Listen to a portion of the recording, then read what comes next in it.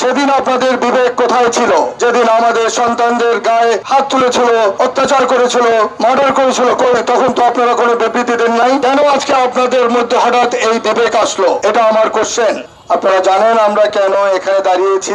আমাদের ব্যানারে স্পষ্টভাবে দেওয়া আছে। 1 বছর অলরেডি হয়ে গেছে।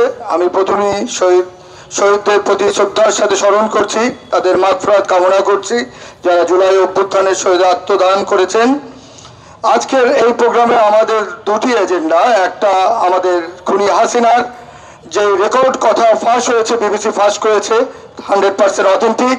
আমরা তার বিচার দাবি করি এবং তার সাথে যারা উৎসাহিত করেছে আমাদের ঢাকা বিশ্ববিদ্যালয়ের কিছু শিক্ষক, সেই শিক্ষকরা গিয়ে তাদেরকে ব্লাঙ্ক চেক দিয়েছে এই ফ্যাসিস্ট গভর্নমেন্টকে, আপনারা গুলি চালান। এর মধ্যে আমরা দেখি কিছু কতিপয় ব্লুর শিক্ষক, আওয়ামীপন্থী শিক্ষক, তারা বিবৃতি দিয়েছে এই সরকারের বিরুদ্ধে। এটা না ওইটা, এটা করে না ওইটা করে না। সেদিন আপনাদের বিবেক কোথায় ছিল?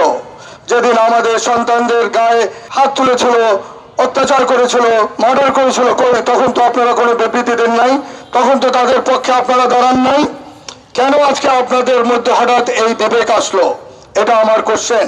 এক্সট্রিম মশার কয়েল প্ল্যান্ট ফাইবার দিয়ে তৈরি, তাই সহজে ভাঙে না, সুগন্ধিযুক্ত ও নিরবিচ্ছিন্নভাবে জ্বলে। ডেঙ্গু, চিকুনগুনিয়া বাহি সহ যে কোনো মশার বিরুদ্ধে দেয় এক্সট্রিম সুরক্ষা। আমি যারা সহায়তা করেছে ঢাকা বিশ্ববিদ্যালয়ের এই শিক্ষকরা, পরিষ্কারভাবে তাদের বিচার দাবি করছি। এখানে কোনো হাইড এন্ড সিক নাই। তারা গণভবনে গেছে, ভিডিও ফুটেজ আছে, ইলেকট্রনিক প্রিন্ট মিডিয়ার সবকিছুই আছে। সেগুলোর বেসিসে আমি আমার প্রশাসনকে এবং আমাদের বাংলাদেশ সরকার স্বরাষ্ট্র মন্ত্রণালয়কে আমি জোর দাবি জানাচ্ছি এদের বিচার করার জন্য। আমি কথা বাড়াবো না, সবার বক্তব্য সবকিছু চলে এসেছে। আমাদের একটাই আজকের এজেন্ডা, খুনি হাসিনার বিচার এবং তার সহযোগী ঢাকা বিশ্ববিদ্যালয়ের শিক্ষকদের আমি বিচার দাবি করছি। এবং আমরা সবাই ইউনাইটেড থাকবো দেশের স্বার্থে। সবাইকে এক থাকতে হবে।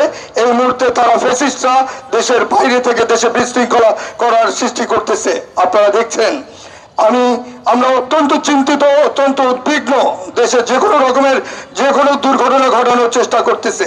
আমি সবাইকে আহ্বান জানাবো, সবাইকে ফ্যাসিস্ট বিরোধী ঐক্যবদ্ধ হয়ে সবাই যেন আমরা একসাথে কাজ করতে পারি, চলতে পারি এবং এই ফ্যাসিস্টদের চিরতরে দমন করতে পারি। আর কোনোদিন এই ফ্যাসিস্ট হবে না, এই প্রত্যয় ব্যক্ত করে আমি আমার বক্তব্য শেষ করছি। খোদা হাফেজ।